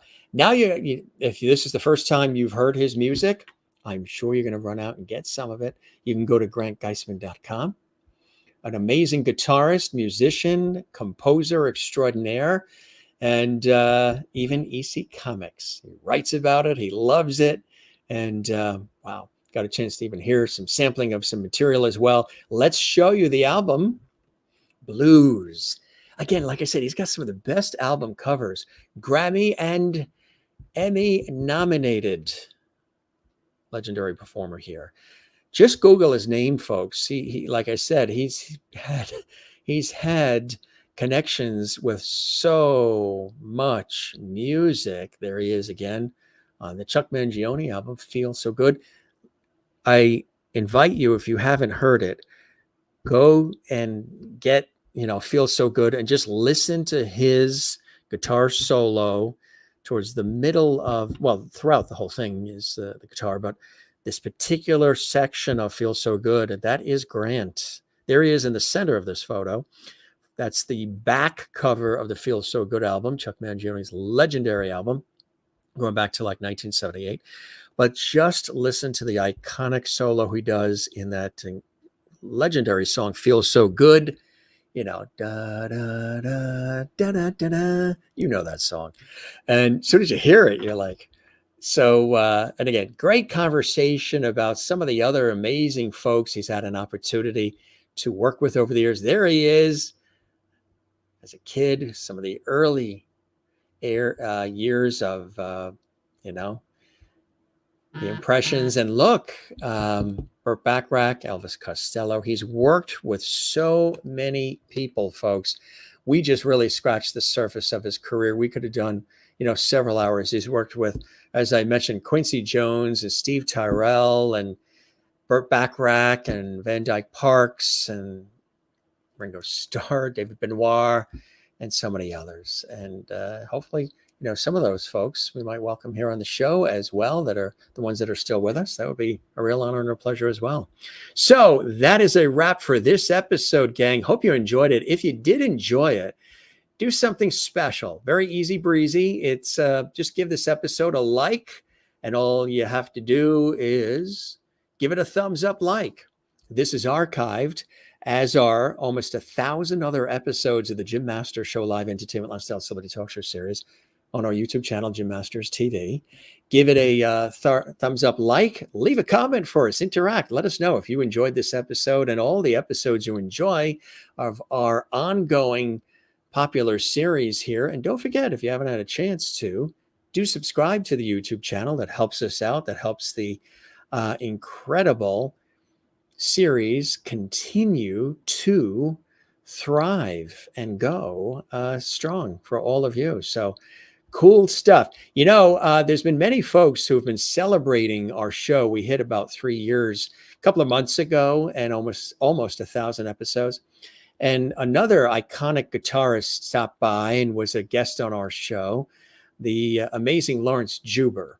And he wanted to say these words celebrating the Jim Masters Show Live, and when he was a guest on the show. And we'll have him back soon as well. Hey, Lawrence Juber here with a shout out to Jim Masters on the occasion of the 3rd anniversary of his show. I really enjoyed the experience. It's great to work with an interviewer that knows their stuff, gets a good flow going, and just makes it a very enjoyable experience. So I hoped that we get an opportunity to do it again. But all the best to you on this anniversary. Cheers.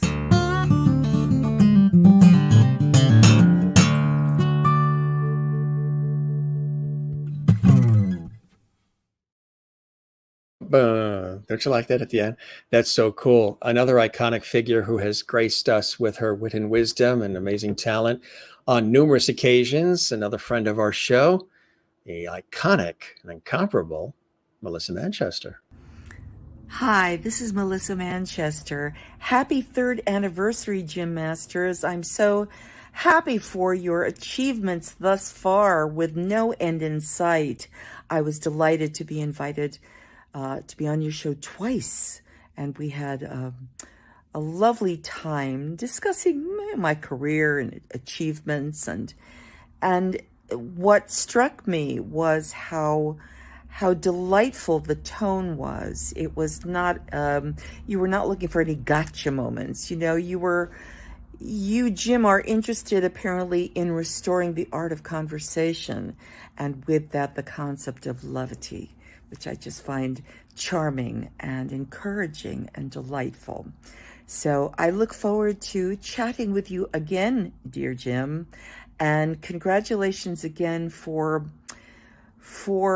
making a space where people can share their ideas, where you can ask thoughtful, probing questions to see how we're all doing on our paths, our parallel paths. So wishing you many, many more happy anniversaries. Long may levity wave, and you too. Be well.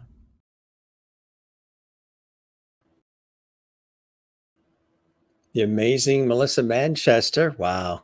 Just taking a second to let that sink in.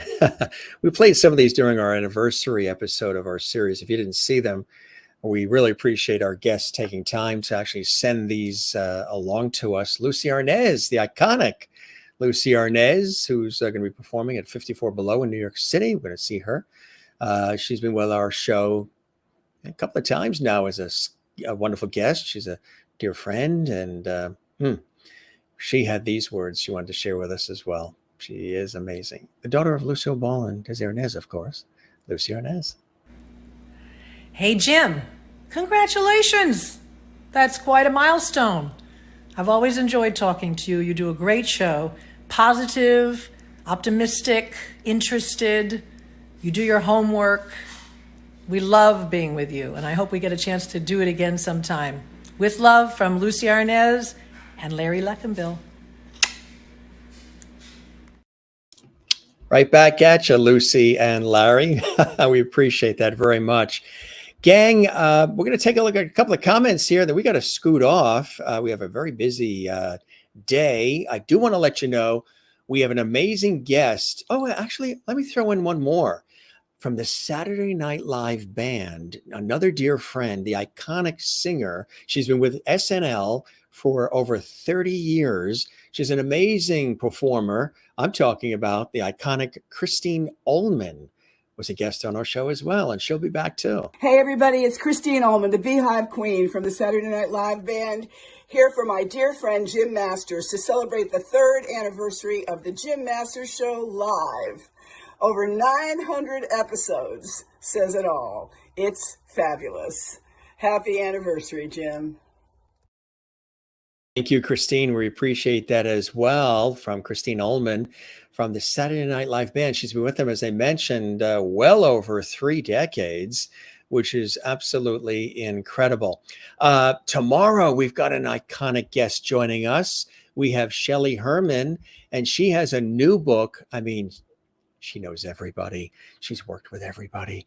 Author of My Peacock Tale, Secrets of an NBC Page. She was an NBC page for The Tonight Show with Johnny Carson. And again, she's an industry veteran. She has so many extraordinary stories she's going to share with us.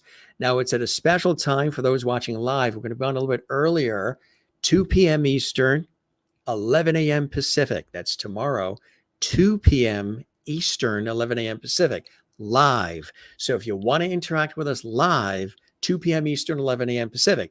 But remember, all of our episodes are archived. So if you don't get a chance to join us live, you can see these episodes archived on our YouTube channel, Jim Masters TV. And don't forget, subscribe to the YouTube channel. And when you do subscribe to the YouTube channel, very important, there is a notification bell icon next to subscribe. Click that, because when you click that, that way there, you will be notified about all the episodes, the special times, the bonus episodes. Sometimes we've done 2 shows, in one day. So when you do subscribe to the YouTube channel, make sure you do click the notification bell icon, because that icon allows you to receive notifications from us here at the Jim Masters Show about all the episodes we have, so you never miss anything, especially if you want to participate when the episodes are live. We give you that opportunity here. So pretty cool. All right, we're going to duck out. Thanks, everybody, for being with us. We don't say goodbye around here. We say see you later, ciao, cheers. We say, let's see, shalom, sayonara, and we say moi loop. Take care, be well. We say Avida Zane. We say sluncha. I say shalom, cheerio, but we don't say goodbye. We say see you later, because we'll be back. Come join us again for more from the Jim Masters Show live series. And again, if you enjoyed this episode, let us know. Interact with us. We love hearing from you. And when you do like, comment, subscribe, it helps our episodes. It helps our series grow. More people have access to seeing these episodes. It also lets us know you really, truly enjoy what we're doing and all the hours of content and all the hard work that goes in behind the scenes to put these shows together. And as you guys know, I balance this series with my really busy days, weekdays, and sometimes weekends in television and radio. Let's take a look at a couple of quick comments here. And Merlin in Canada says, and don't forget, if you want to support what we do, you can also do super thanks. That's a heart icon on our YouTube channel. You can do that at any time, 24/7. And that helps support what we do. And also, thanks to those who have done, since we started with our series, super chat, super emoji, and super stickers that you can do in the chat room when the shows are live. That helps support what we're doing as well, and helps us to continue to do what we do and all the expenses that are involved with this very, very monstrous series here. Monstrous in a good way, meaning these are epic episodes. Man, I just walked in the door. Sorry, I missed the live show. It was a good one, Maureen. So you make sure that you kick back and watch it in the archives. Jane says, thanks. This has been a great show. Thank you, Grant, for being here tonight. You are now a levity. Thanks, Jim. He sure is, huh? I think he's been a levity for years. And Toby, thank you very much as well. and everybody, all these great comments. There's so many coming in here. We'll take a look at them, after the show as well. Real cool. Thank you very much. Thanks, Grant. This has been a great conversation. Enjoyed the music. Again, Grant Geissman, truly a music legend, Grammy, Emmy-nominated, award-winning. It's been a part of our lives in one way, shape, or form musically for decades. And now maybe you got a deeper understanding and appreciation of who he was as a guest. And Sherry says, thank you for being here with us today, Grant. What an amazing conversation. Great career in music. Good luck and all you do in the future. I think we showed that earlier as well. You're very welcome, Toby, and everybody watching. So we're going to duck out. We have an event to go to tonight, and it's getting late, so we got to get out of the Lovely Hall here. And we'll be back tomorrow. Again, we have so many amazing guests that are coming up on our show. Just check out our YouTube channel and share the links on your social media. Spread the word about JMS. And thank you for those of you who watch as often as you do, who comment on social media, who interact with us, who send us notes, and who send us texts and emails, and you like and follow us. I'm on Twitter, Instagram, and Facebook, all at Jim Masters TV, so you can follow us there as well. But for all of us here at the Jim Masters Show Live, thanks for being with us. We will see you on the next one. We appreciate you. We love you. And thanks for stopping by Lovely Hall for some more great material, great content, conversations, and everything we do here at the Jim Masters Show Live. Be well, gang. We love you all. Cheers.